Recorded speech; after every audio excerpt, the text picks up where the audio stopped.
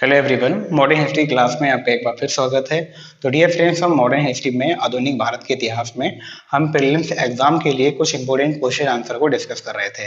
तो ये जो क्लास है डियर फ्रेंड्स, केवल प्रीलिम्स एग्जाम के लिए है, मेंस के बिल्कुल भी नहीं है। कि आप सोचे कि मैं इसको ज़्यादा डिटेल में डिस्कस करूँ तो नहीं हो पाएगा, क्योंकि ये मैंने केवल प्रीलिम्स के लिए बनाई है।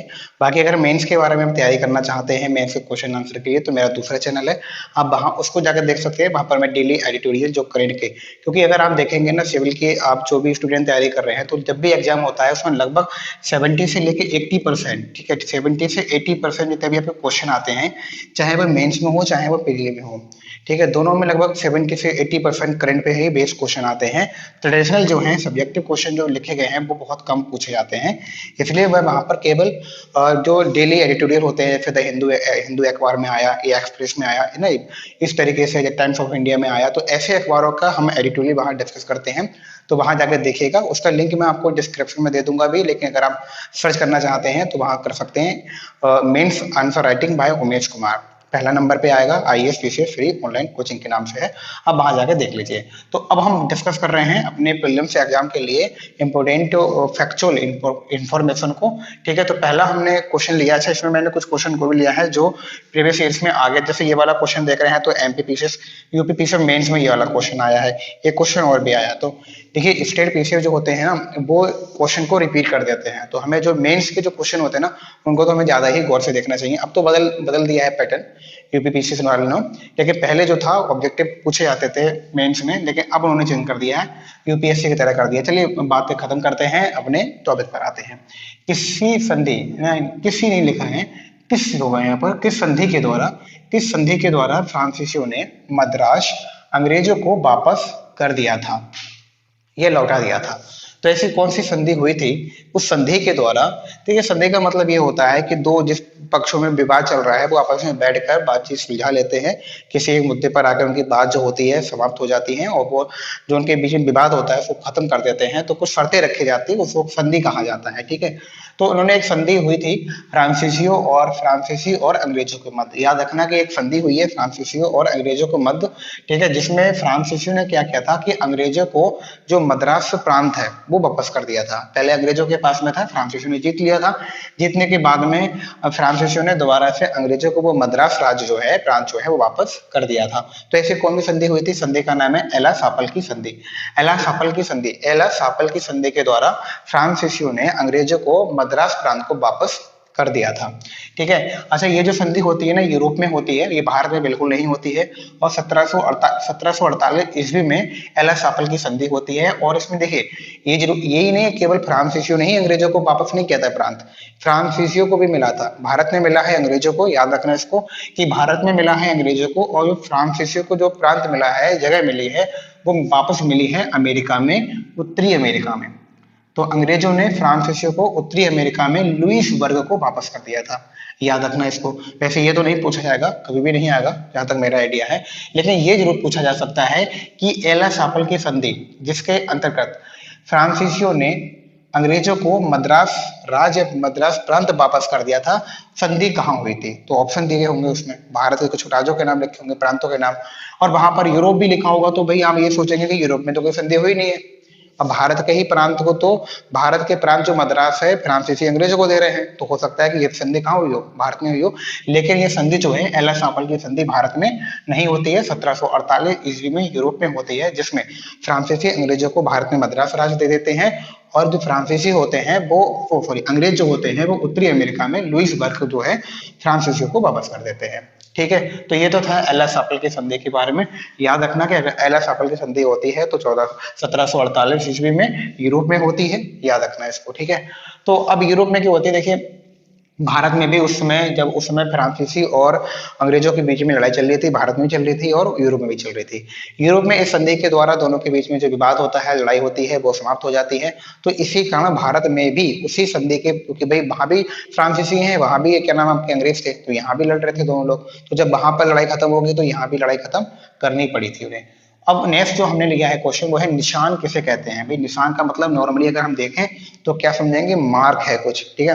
तो निशान किसे कहते हैं, तो वहाँ कई ऑप्शन दिए होंगे। अच्छा, ये जो सब ना प्रीवियस ईयर के क्वेश्चन है वो मैंने लिखे हैं, तो वहाँ जैसे विकल्प दिए गए होते हैं, 4 विकल्प दिए गए होते हैं, तो मैंने जो गलत गलत विकल्प है उनको मैंने हटा दिया है, केवल जो सही विकल्प था मैंने उन्हीं को लिखा है।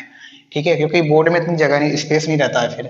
तो निशान किसे कहते हैं, तो अंग्रेजों का बंगाल, बिहार तथा उड़ीसा में, जो अंग्रेज थे वो बंगाल से बिहार तथा उड़ीसा में फ्री ट्रेड करते थे, मतलब कर मुक्त व्यापार करते थे, फ्री में व्यापार करते थे, इनसे कोई कर या टैक्स वगैरह नहीं लिया जाता था। तो एक निशान ऐसे उन्होंने पत्र मिलता था इन्हें, जिसके द्वारा अंग्रेज जो थे बंगाल और बिहार और उड़ीसा में बिल्कुल फ्री ट्रेड करते थे, कोई इनसे कर टैक्स नहीं लिया जाता था। इसी के माध्यम से आप देखेंगे कि ये कंपनी के जो अधिकारी थे इन्होंने ज्यादा भ्रष्टाचार, करप्शन किया था। तभी वहां पर बैठे जो शासक था यूरोप, सॉरी पुर्तगाल, क्या नाम, अंग्रेजों का, तब उन्होंने हस्तक्षेप कंपनी के अंतर्गत किया था। अब इन्होंने कैसे किया, देखिए निशान से जो परमिट मिल गया, एक तरीके से ये कह देते हैं कि परमिट बन गया था उनका, कि आप यहाँ से जो है बंगाल से और बिहार से और उड़ीसा से आप क्या कर सकते हैं, फ्री ट्रेड कर सकते हैं। ये उनको एक क्या मिल गया था, परमिट मिल गया था। तो इस परमिट के पीछे उन्होंने क्या किया, देखिए भारतीय जो ट्रेडर थे, भारतीय व्यापारी थे, वो अभी भी कर दे रहे थे। तो वो क्या करते थे अधिकारी, जैसे अब यहाँ समझो कि यहाँ से अगर एक जगह से उन्हें बी जगह पे जाना है, तो यहाँ पर अगर उनको टैक्स टैक्स देना पड़ता था 500 रुपए का, सपोज मान लेते हैं 500 रुपए का टैक्स देना पड़ता था। तो अब अंग्रेज क्या करते थे, अंग्रेज कहते थे भाई ऐसा है 300 मुझे दे दीजिए, और मैं आपका जो माल है, जो आपका व्यापार करने के लिए आप माल लेके जा रहे हैं, उसको मैं पार करा देता हूँ। जब वहां पर परमिट मिला है निशान नाम का, तो उनसे कोई टैक्स लेना नहीं है। तो इस तरीके से देखिए उन्होंने 300 रुपए ले लिए, और 200 रुपए उनको फायदा भी हो गया भारतीय व्यापारियों को, और इस तरीके से कंपनी ने करप्शन किया था। ठीक है, याद रखना इसको। तो अगर पूछा था निशान क्या है, मॉडर्न हिस्ट्री में निशान क्या है, तो आप यही रखना कि बंगाल, बिहार, उड़ीसा से जो अंग्रेज थे वो फ्री व्यापार, फ्री ट्रेड कर सकते थे, एक परमिट तरीके का था। नेक्स्ट क्वेश्चन को देखते हैं, अपने क्षेत्र में किस पुर्तगाली गवर्नर ने सती प्रथा का अंत कर दिया था। ठीक है, सती प्रथा समझते हैं सभी लोग, नहीं समझते तो मैं बता देता हूँ। देखिए मैं साथ में क्वेश्चन को ना डिस्कस करते चल रहा हूँ, हर वर्ड की मीनिंग बताते चल रहा हूँ आपके लिए, तो आपके लिए ये जरूर आईएएस में भी मेन इंपोर्टेंट रहेंगे, बाकी स्टेट पीसेस के लिए तो इंपोर्टेंट है ये काफी। एक भी क्वेश्चन बाहर नहीं जाएगा, ये मैं आपके लिए गारंटी देता हूँ, देख लेना, चेक कर लेना बाद में। अपने क्षेत्र में किस पुर्तगाली गवर्नर ने सती प्रथा का प्रतिबंध कर दिया था। ठीक है, तो क्या कर दिया था कि अपने क्षेत्र में, केवल अपने क्षेत्र में, पूरे भारत में नहीं किया था, पूरे केवल अपने क्षेत्र में पुर्तगाली गवर्नर था, उसने सती प्रथा, सती प्रथा का मतलब क्या है, एक सती प्रथा का मतलब ये है, प्राचीन काल से चले आ रहे थे, हिंदू धर्म में था ये, कि अगर किसी का हस्बैंड यानी कि पति किसी का मर जाता था, मृत्यु हो जाती थी, अगर उसकी वाइफ या पत्नी जिंदा है, तो जिंदा हुई पत्नी को उसकी चिता पर बैठ को उसको जलना होता था, ये सती होना। तो ये कहा जाता था कि अगर आप सती हो जाती है तो जाके अपनी पति की सेवा करनी है। ये तो आज भी हमारे समाज में महिलाओं के प्रति ये सब देखा कि भाई आपकी शादी हो गई है, अपने पति जी की सेवा कीजिए, ये कीजिए। तो अभी भी अगर हम जाके देखते हैं तो अभी जो महिलाओं को जो अधिकार मिलने चाहिए थे आज के समय में भी नहीं मिले हैं। कुरीतियां काफी हैं अभी हमारे भारत देश में, अंधविश्वास की जड़ तो इतनी गहरी है भारत के अंदर, कुछ कहा नहीं जा सकता है, खासकर अगर आप विलेजेस में जाके देखेंगे तब।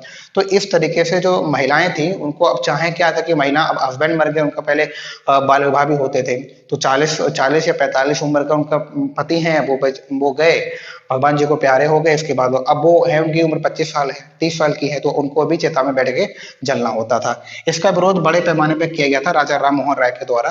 राजा राम मोहन राय के द्वारा तब किया गया था जब उनके भाई की मृत्यु हो गई थी, उनकी जो भाभी जी हैं उनको जिंदा, उनकी अपने भाई की चिता पर बिठाल के जलाया जा रहा था, तब उन्होंने अपनी भाभी को लेकर इसका विरोध किया था कि ये जो मान्यता है ये वो गलत है। देखिए मॉडर्न हिस्ट्री की ना शुरुआती, अब अगर हम ये कहते हैं कि मॉडर्न हिस्ट्री किसको कहते हैं, तो भाई आधुनिक इतिहास वही है कि जो हम अपने नियम, जो हम विचारों को या किसी को, जो हमारे ट्रेडिशनल जो चीजें चली आ रही हैं कुर्तियों को, हमें ऐसे नहीं अपना लेना है, हमें अपने अधिकार जानने हैं कि हमारे अधिकार क्या हैं। कोई भी किसी ने आके कहा भाई सती प्रथा चालू कर दो, भाई क्यों चालू कर दें, उसके आप हमें पॉजिटिव पॉइंट बताइए। तो हम अब हर किसी चीज को ना तर्क के आधार पर हम अपनाने लगे थे। पहले का क्या था, मॉडर्न हिस्ट्री, वो एंशिएंट हिस्ट्री में देख लीजिए, मेडिवल में देख लीजिए, तो बस जैसे जिसी ने कहा हिंदू धर्म में, अभी जब एंशिएंट हिस्ट्री पढ़ाएंगे तो वहां डिस्कस करते हैं। तो जब देखते हैं हिंदू धर्म में इतना, मतलब वहां पर उन्होंने नियम कानून बना रखे थे कि आप शूद्र हैं दूर रहिए, ठीक है, परछाई से दूर रहते थे। जो शूद्र लोग थे, जो घर गांव से बाहर रहते थे, गांव में आता तो वो ढोलक पीट पाट के आता था या कुत्ता साथ में लेके आता था, ये सब है, ठीक है। तो ये सब, तो सती प्रथा का विरोध किया था राजा राम मोहन राय ने, बड़े पैमाने पर किया था। लेकिन इससे पहले अगर ये भी पूछा जाता है कि राजा राम मोहन राय से पहले भारत में सती प्रथा का विरोध किसने किया था, तो अल्फांसो डी अल्बुकर्क। तो अल्फांसो डी जो अल्बुकर्क है, उसने क्या किया था, अपने क्षेत्र में राजा राम मोहन राय से पहले सती प्रथा को प्रतिबंध कर दिया था। याद रखना इसको, अगर क्वेश्चन ये आता है कि राजा राम मोहन राय से पहले भारत के एक निश्चित क्षेत्र पर किसने सती प्रथा का विरोध किया था या प्रतिबंध कर दिया था, तो अल्फांसो डी अल्बुकर्क ने। ये पुर्तगाली एक गवर्नर था, ठीक है।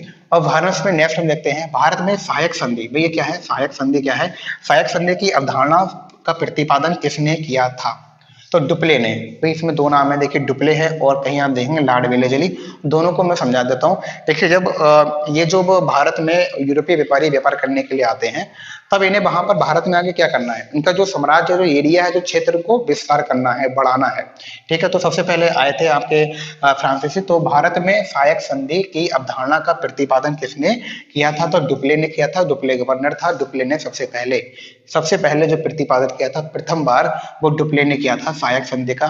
अब इसके बाद में जब अंग्रेजी लॉर्ड वेलेजली गवर्नर होता है, वो आके भारत में अपने क्षेत्र को, इसको जो सहायक संधि है, इसको बड़े पैमाने पर लागू करता है। ये छोटे पैमाने पे कर पाते हैं, और जो लॉर्ड वेलेजली है, ये बड़े पैमाने पर कर देता है, ठीक है।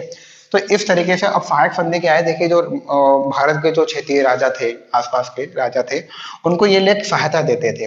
जैसे अगर कहीं युद्ध करने जाना है, भारत की आप कंडीशन देखेंगे एंशिएंट हिस्ट्री में, तो बराबर में राजा दूसरे के युद्ध हो रहा है, कोई फिक्र नहीं है कि भाई होगा तो लड़ने दो, कोई दिक्कत नहीं। तो मतलब एक एकता नहीं थी हमारे भारत में। यही कारण है कि भारत में अब इस्लाम धर्म ने भी आके यहाँ पर शासन किया, और पुर्तगालियों ने, जितनी भी यूरोपीय कंपनी थी, उन्होंने अपने अपने अधिकार जमाए। उनका सबसे जो मेन रीजन होता है ना कि भाई यही था कि भारत में एकता नहीं थी, सब अपने अपने क्षेत्र के लिए लड़ रहे थे, कोई भारत के लिए नहीं लड़ रहे थे। आप जब मॉडर्न हिस्ट्री में और आगे बढ़ेंगे, भारत का स्वतंत्रता संग्राम जब एक होके पूरे भारत के लिए जब उन्होंने लड़ना शुरू किया, तब भारत को स्वतंत्रता मिल पाई थी। अभी आगे हम डिस्कस करेंगे अच्छे तरीके से, ठीक है। तो सहायक संधि यही थी कि वो जो वहां के गवर्नर थे, जो आसपास के राजा महाराजा होते थे, उनसे पैसा लेते थे और उनको सहायता देते थे, सैनिक सहायता, ठीक है, इस तरीके की। तो डुप्ले ने सबसे पहले किया था, इसके बाद में लॉर्ड वेलेजली ने इसको बड़े पैमाने पर लागू किया था भारत में। किस पुर्तगाली गवर्नर ने शांत जल की नीति, ब्लू वाटर पॉलिसी, ये लिखा है देखिए ब्लू वाटर पॉलिसी। तो शांत जल की नीति है, ब्लू वाटर पॉलिसी भी कहते हैं। तो किस पुर्तगाली गवर्नर ने, अगर आपसे ये पूछा जाता है कि किस पुर्तगाली गवर्नर ने शांत जल की नीति, ठीक है, ये अपनाई थी, तो कैसे, अब शांत जल की कोई नीति है वो क्यों अपनाएगा। देखिए शांत जल की नीति का मतलब ये है कि अगर यहाँ से आप देखेंगे, अगर हम इस तरीके के भारत बनाते हैं, तो यहाँ के तटीय क्षेत्र है, आप यहाँ देख रहे हैं तटीय क्षेत्र, तो इन तटीय क्षेत्र से यहाँ से यूरोप से होके यहाँ घूम के, ठीक है, यहाँ होके यहाँ से ऐसे करके तो व्यापार होता था ना, यहाँ वास्को डी गामा गुजरात पहुंचता है।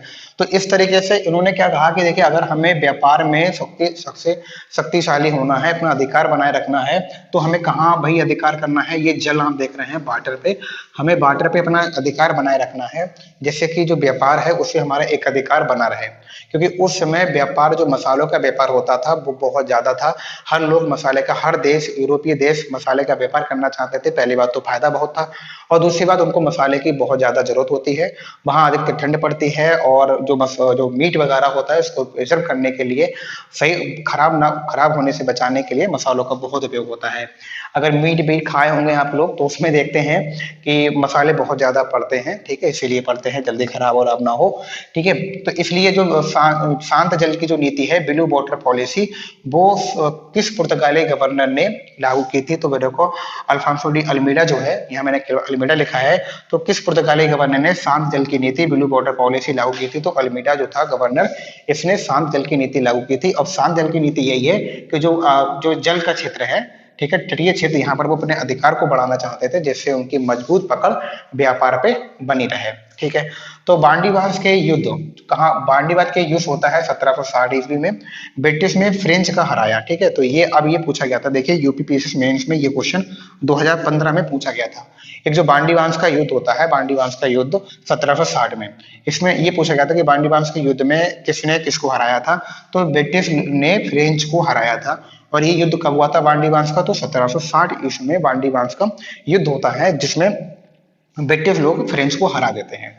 कलकत्ता की जो जमींदारी है, ठीक है, आ जाती है, टैक्स वगैरह सब एक एक करने की, तो अंग्रेजों को किस सूबेदार, ठीक है, सूबेदार ने प्रदान की थी, तो अजीमुस खान जो है, अजीमुस खान ने कलकत्ता की, जिसको आज के समय हम बंगाल बोलते हैं, तो कलकत्ता की जमींदारी किस सूबेदार ने प्रदान की थी? तो अजीमुस खान ने कलकत्ता की जमींदारी अंग्रेजों को प्रदान की थी। 18वीं सदी के अंत तक 18वीं सदी के अंत तक भारत के किस भाग में यूरोपीय ईसाई मिशनरीज अधिक सक्रिय थी? अब भाई ये ईसाई मिशनरीज क्या चीज है भाई? यूरोपीय ईसाई मिशनरीज, देखिए ईसाई जो एक धर्म है और ये यूरोप में बहुत ज्यादा हर मतलब यूरोप में ईसाई धर्म का ही बोलबाल है सबसे ज्यादा, ठीक है, ईसाई धर्म है। तो उस टाइम कैथोलिक था, प्रोटेस्टेंट था, मॉडर्न हिस्ट्री में पढ़ते हैं तो हम देखते हैं वहां पर। तो 18वीं सदी के अंत में भारत के किस भाग में, सभी भागों में नहीं, किसी एक भाग में पूछा गया है, किस भाग में यूरोपीय ईसाई मिशनरीज अधिक सक्रिय थी?